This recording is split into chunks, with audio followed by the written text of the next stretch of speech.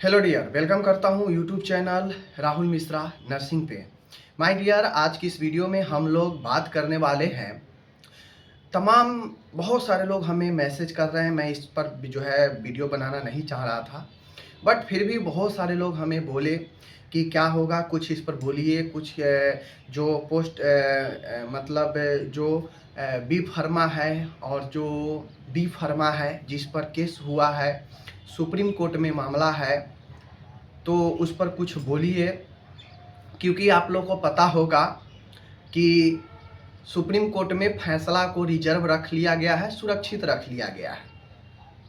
अभी उस पर फैसला डिक्लेयर नहीं हुआ है, लेकिन फैसला सुरक्षित है। कभी भी उस पर जो है फाइनली ऑर्डर आ जाएगा। बहुत सारे लोग जो है मुझे बार बार पूछ रहे थे कि आप इस पर कुछ बोले, आप इस पर जो है अपनी बात को रखें। आप बताइए कि क्या ये जीएनएम बीएससी में भी संभव हो सकता है कि अगर वहाँ पे सुरक्षित अगर रख लिया गया है फार्मेसी में, तो क्या यहाँ भी चीज़ें होगा। आप लोग को पता है कि फार्मेसी का वैकेंसी भी इसी कारण से लटका हुआ है, 2473 पदों का। तो उस सब पर मामला कोर्ट में है, सुप्रीम कोर्ट में फैसला सुरक्षित है। तो जो भी ऐसे लोग बोल रहे हैं कि क्या नर्सिंग में भी ये संभव है कि हाँ ऐसा ही फैसला कुछ हो सकता है फार्मेसी के रिगार्डिंग। और बहुत सारे लोग पहले बोल रहे थे कि उसको तो एडवर्टीजमेंट में ही ऐसा दे रखा है, तो वहाँ पे डी फार्मा जो है जीत ही जाएगा। तो यहाँ पे कुछ ऐसा नर्सिंग में है नहीं, तो नर्सिंग में क्या जो है कोई पॉसिबिलिटी नहीं है। बहुत सारे लोग ऐसे बोलने वाले हैं, जबकि बहुत सारे ऐसे लोग हैं ये भी कहने वाले हैं कि जो है उस बेसिस पर इसको भी जो है जीत मिल सकता है। अगर डी फार्मा को जीत मिल जाए वहाँ पे, तो यहाँ पे जो है जीएनएम को भी मिल सकता है। तमाम तरीक़ों पर हम बात करेंगे। देखिए, सबसे पहली बात है, सफलता उसको मिलता है जो मेहनत लगातार जारी रखता है। बी फार्मा डी फार्मा में जो भी लोग पैटिशन बने, वो लगातार अपने पक्ष को मजबूती के तरीके से रखें। हालांकि उनके पास उतना कैंडिडेट भी नहीं है जितना नर्सिंग में है, फिर भी वो अपने बातों को लगातार मजबूती के साथ सुप्रीम कोर्ट में बना कर रखे, जिसका नतीजा है कि अब ऑर्डर जब हो रिलीज किया जाएगा सुप्रीम कोर्ट से। जब रिजर्व है तो कभी ना कभी ऑर्डर पास हो ही जाएगा ऑफिशियल तरीके से। ऑर्डर लगभग मानिए तो हो ही गया होगा, बस उसको जो है आउट नहीं किया गया है, रिजर्व रखा गया है। तो पहली तो ये चीज़ है, आपको कहीं भी किसी भी चीज़ में अगर सफलता लेना है तो उसके लिए रेगुलर आपको जो है कंटिन्यूटी के साथ मेहनत करना पड़ता है।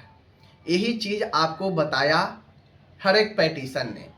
नर्सिंग में क्या है देख लीजिए, आईएनसी बीएनआरसी इस मैटर पर भी पैटिशन है, लेकिन पिछले लगभग 5 महीना से 6 महीना से इस पर कोई सुनवाई नहीं हुआ है। तो कैसे उम्मीद लोग करेगा कि जो पैटिशन डाला है वो जीत जाएगा।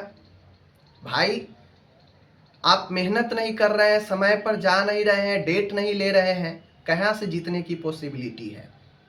आपके पक्ष में ऑर्डर भी है कोर्ट के, फिर भी आप लोग जो है एक्टिव नहीं है, या जो भी लोग पैटिशनर है वो एक्टिव नहीं है। बाद में कल होकर वो केस खारिज हो जाएगा या फिर डिस्पोज कर दिया जाएगा।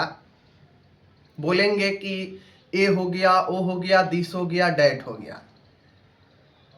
जब तक आप चीज़ों को कंटिन्यूटी में नहीं रखते हैं, आपकी संभावना कमते जाती है। चाहे वो पढ़ाई हो, चाहे सफलता हो, करियर हो, कहीं भी कंटिन्यूटी काफ़ी महत्वपूर्ण होता है। अपनी उपस्थिति दर्ज कराना काफ़ी महत्वपूर्ण होता है। वो लोग फार्मेसी में लगातार चीज़ों को हाईलाइट, लगातार मेहनत करते हैं, इसलिए उनको आगे चल के ऑर्डर भी पास होगा और उनको सफलता भी मिल सकता है। यहाँ मैं बात करूँ कि जो लोग ये बोलते हैं कि क्या जीएनएम बीएससी में भी कुछ हो सकता है, तो देखिए, मुझे नहीं लगता है कुछ हो सकता है, क्योंकि यहाँ पे भी सेम सिचुएशन है। अब पता नहीं कोई नेता जी के चक्कर में या किन्हीं और के चक्कर में, पता नहीं किनके बात में लोग आकर कुछ दिन हो हल्ला करते हैं कि आइए कोर्ट है, ये है, वो है, दिस है, डैट है, लेकिन एक दो जैसे ही सुनवाई टल जाता है उसके बाद फिर सब लोग शांत हो जाते हैं। तो कहाँ से ऑर्डर इस पर पास होगा? नहीं हो सकता है। इतना ज़्यादा समय खींच गया दोनों पेटिशन में कि पक्ष में होना मुश्किल लग रहा है। तो किसी भी चीज़ में कंटिन्यूटी के साथ बने रहना काफ़ी महत्वपूर्ण होता है। जब तक आप अपने आप को कंटिन्यूटी नहीं रखते हैं, आपका मुश्किल होता है। सेम सिचुएशन यहाँ भी है। लगभग समझिए छोड़ चुके हैं, चाहे वो आईएनसी के या बीएनआरसी के केस में हो या फिर जीएनएम या बीएससी के केस में हो, दोनों में लोग साफ जो है सुस्त पड़ जाते हैं। मैं ये नहीं कह रहा हूँ कि इसके पक्ष में नतीजा आएगा या नहीं आएगा, ठीक है। मैं ये कहता हूँ कि आपकी अगर कंटिन्यूटी रहती है, सीरियस रहकर अगर आप कोई चीज़ के लिए आगे आते हैं, तो उतने ही सीरियस से उसको रिजल्ट आउटपुट भी अगर आप दिलवाते हैं, तो थोड़ा सा लोगों के मन में जो डाउट है वो क्लियर रहता है। तो वहाँ पे लोग कंटिन्यूटी बना के रखे, इसलिए वहाँ पे ऑर्डर निकलेगा। यहाँ पे लोग 2 दिन 3 दिन एग्रेशन में आते हैं,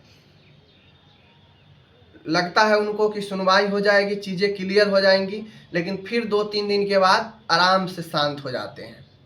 आईएनसी बीएनआरसी के केस में तो पिछले 5 महीना से वो भी 1-2 दिन इधर उधर की बातें नहीं हुई है। जो ऑर्डर पास हुआ कोर्ट के द्वारा, उसके बाद इस पर कोई रिस्पॉन्स ही नहीं हुआ है। तो क्या ही उम्मीद कर सकते हैं कि इनके पक्ष में कल होकर कोर्ट में फिर से फैसला आएगा, ठीक है। और ये सरकार का भी यहाँ पे थोड़ी सी सुस्ती है। अगर सरकार यहाँ पे अपनी जल्दबाजी दिखाए और कोर्ट में जाकर बोले कि मुझे चीज़ें क्लियर करनी है जल्दी, तो हो ना हो कुछ दिन में जो भी ऑर्डर पास आया वो भी जो है ख़त्म हो जाएगा। सिर्फ सरकार के सुस्ती के वजह से ये चीज़ें अभी भी सस्पेंस में है कि क्या होगा नहीं होगा, क्योंकि कैंडिडेट तो छोड़ चुका है, वहाँ पे कुछ इन्वॉल्वमेंट उसमें है नहीं।